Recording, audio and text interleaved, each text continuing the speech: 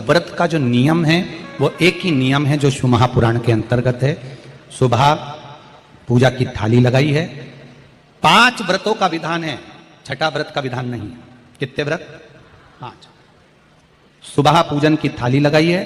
पूजा की थाली, अभिषेक का सामान सब लेकर आप मंदिर में जाइए। शिव मंदिर में जाकर बाबा का जल अभिषेक पूजन करिए जिस हिसाब से आप करते आए हो।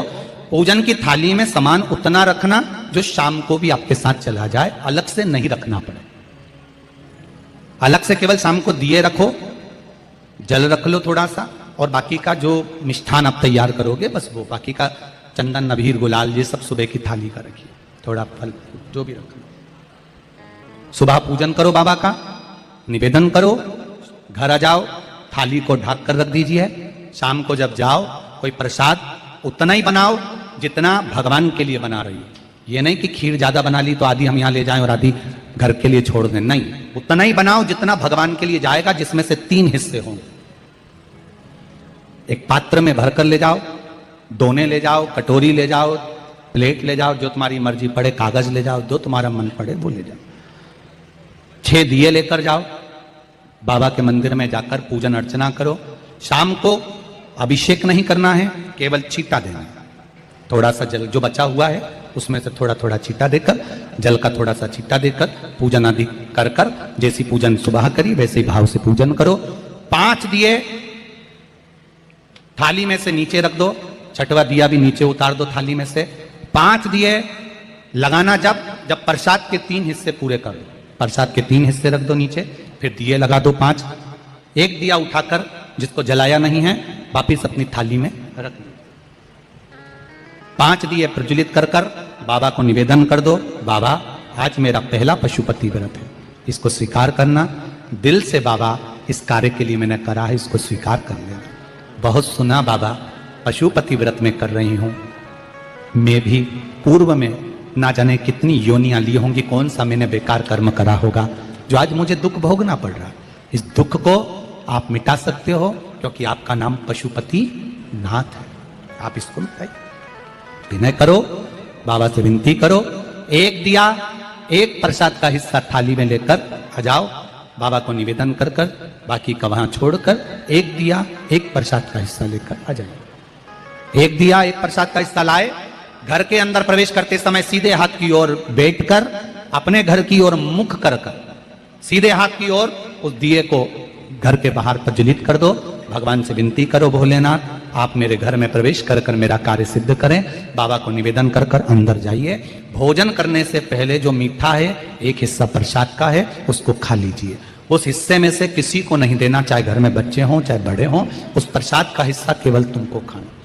पहले प्रसाद खाइए, उसके बाद में फिर भोजन करिए। एक समय फलाहार कर सकते हो, दूसरे समय भोजन कर सकते हो।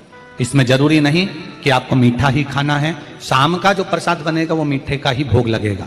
सुबेरे आप आराम से नमकीन का भी फलाहार कर सकते हो, मीठे का भी फलाहार कर सकते हो। फलाहार के लिए कोई मना नहीं है, फलाहार आप कैसा भी कर सकते हो। पर भोजन जब करोगे, अन्न जब खाओगे, जब पहले भगवान का प्रसाद खा लो। 4 पशुपति व्रत पूर्ण हो। बीच में अगर कहीं रजस्वला धर्म आ गया, आपको पूजन नहीं करना है, घर में कोई सूतक सावड़ आ गया, या कोई व्रत फंस गया, एकादशी आ गई, या कोई व्रत आ गया, तीज आ गई, चतुर्थी आ गई, जिसका व्रत करते हुए आए हो, तो पशुपति व्रत उस दिन मत करो, फिर अगले सोमवार कर लेना। 3 हो गए, एक रह गया बीच का, उसको अगले में करो, वो चौथे में गिनती में आ जाए। 5वां छूट गया, कोई बात नहीं, 1 महीने बाद तो होगा, 8 दिन बाद तो होगा, 15 दिन बाद तो होगा, फिर उसको गिन लो, 5वां हो जाए। महाराज ऐसे 5वां व्रत जब आए, 5वें व्रत के दिन शाम को जब पूजन करने जाओ, एक श्रीफल, कुछ रुपए, 11 रुपए आदि जो भी है, नारियल पर रखकर बाबा को विनय कर कर, बाबा आज मेरा पशुपति व्रत पूर्ण हो रहा है, आपकी कृपा हो, मेरी झोली भरना बाबा, विनती करो। और वो श्रीफल रुपया रखकर 5 दिए लगाकर, एक दिया वापिस लेकर, एक हिस्सा प्रसाद का लाकर देहली पर अपने वही दिया लगाकर अंदर प्रवेश कर कर भोजन ग्रहण करो। बाबा को निवेदन कर लो। पशुपति व्रत का कोई उद्यापन नहीं है, पशुपति व्रत का एक ही उद्यापन है, जो श्रीफल और 11 रुपए आपने मंदिर में रखे हैं, वो उद्यापन के भाव से रखे हैं, भगवान को नमन कर कर रखे हैं। ये पशुपति व्रत। अब दुनिया के लोग इसको पशुपति व्रत को कहीं इतनी बत्ती लगा दो, तो इतनी बत्ती का दिया लगाओ, तो ऐसा करो, तो गलत। उसका नियम जो है वो एक ही, उस नियम के अलावा कोई नहीं। आप प्रेम से करो, स्नेह से करो, उसको दिल से विचारो, मन से विचारो। शंभो शरणे पड़ी, मांगू घड़ी रे घड़ी, दुख काटो दया करी निदर्शन। आप दिल से उसका स्मरण, ये पशुपति व्रत है। एक व्रत करने के बाद अगला जब व्रत करो तो थोड़ा रुक कर करना, एक साथ लगे लगाए व्रत ना करिएगा, थोड़ा रुक कर करिए, इंतजार करो 3 महीने का कि बाबा मेरी ऊपर कृपा जरूर करेगा। दिल से करा है तो वो दिल से देगा, झोली भर कर देगा, ये निश्चित है, उसका व्रत फल देता है। करना जरूरी नहीं है कि व्रत माताएं करेंगी, पुरुष कर सकता है, बच्चे कर सकते हैं, बूढ़े कर सकते हैं, बड़े कर सकते हैं, बेटा बेटी कर सकते हैं, नवयुवक बच्चे कर सकते हैं, पर दिल से करो उस पशुपति व्रत।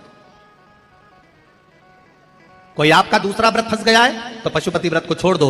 उस दिन आपका जो व्रत है, एकादशी हो, चतुर्थी हो, तीज हो, छठ हो, उसको कर लो। नवरात्रे फंस गए, नवरात्रे कर लो, उसके बाद कर लेना पशुपति। जितने व्रत रह जाए उस व्रत को बाद में। महाराज शिव कृपा, व्रत एक ही मंदिर में करना। जिस मंदिर में पहला व्रत करा है उसी मंदिर में 5 व्रत करना। ये नहीं कि हम मायके में 2 व्रत करके आ गए और तीसरा व्रत हमने ससुराल में कर लिया। नहीं, 2 व्रत करके मायके से आ गई हो तो 3 व्रत भी मायके जाके ही करना। अगली बार ऐसे जाना कि सोमवार बीच में फंस जाए और तुम 1 व्रत करके आ जाओ। मायके में अगर व्रत कर रही हो तो अपनी पूजन का सामान अपने ही रुपए का होना चाहिए, मायके के पैसे का नहीं चाहिए। कुंवारी होती और तुम मायके के सामान से पूजन करती, अगर कुंवारी होती तो तुम्हारा वो पूजन लगता, पर विवाह होने के बाद, गोत्र बदलने के बाद आप अपना पूजन का धन अपना खर्च करें। हम तो यहां तक कहते हैं मंदिर में भी अगर लोटा भरा हुआ रखा है, मंदिर में बाल्टी भरी रखी है, आप पहले अपना कुछ रुपया दान पेटी में डालकर फिर आप उस लोटे का प्रयोग करें। पीपल के पेड़ के नीचे पूजन करने गए, आंवले के पेड़ के नीचे पूजन करने गए, बड़ के पेड़ के नीचे पूजन करने गए, किसी की लगी लगाई थाली मिल गई, सामान मिल गया, उसके सामान में से आप मत चढ़ाइए। आपके पास जो सामग्री है आप उससे पूजन करें। अपने पड़ोसी से 1 रुपया भी मांगकर भगवान को मत दीजिए। जिस भगवान को देते हो उस भगवान को बुरा लगता है कि मेरे सामने खड़ी होकर हाथ पड़ोसी के आगे फैला रही है, तुम मुझसे मांग, मैं तुझे झोली भर कर दूं। पत्र प्राप्त हुआ, बहुत सुंदर प्रश्न है आपका। गुरुजी, पशुपति व्रत में जो 6 दिए लगाए जाते हैं उसमें बत्ती गोल लगाना चाहिए कि लंबी लगाना चाहिए? प्रश्न बहुत अच्छा है, एक बार जोरदार ताली बजाओ भगवती साहू के लिए, बहुत अच्छा प्रश्न है। हमने पहले भी कथा में कहा कि